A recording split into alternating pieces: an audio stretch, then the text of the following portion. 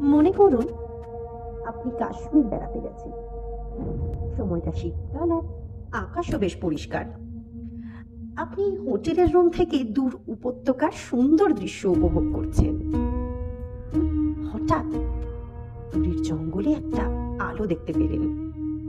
সেই আলো ধীরে ধীরে বনের ভিতর দিয়ে এগিয়ে যাচ্ছে। কি সুন্দর দৃশ্য, তাই না? কিন্তু এই দৃশ্য স্থানীয় কাশ্মীরি জনগণের মনে আতঙ্ক সৃষ্টির জন্য যথেষ্ট।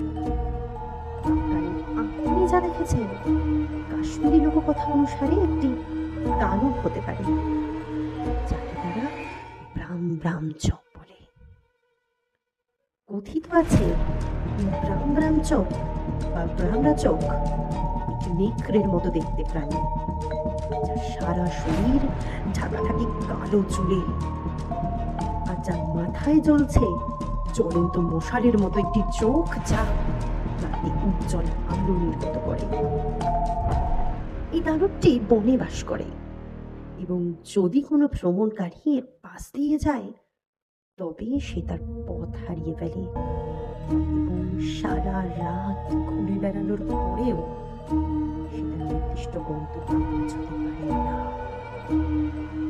রাগান্বিত হলে এটি তার অতি প্রাকৃত ক্ষমতা বলে ঘর বাড়িকেও আগুনে পুড়িয়ে ফেলতে পারে।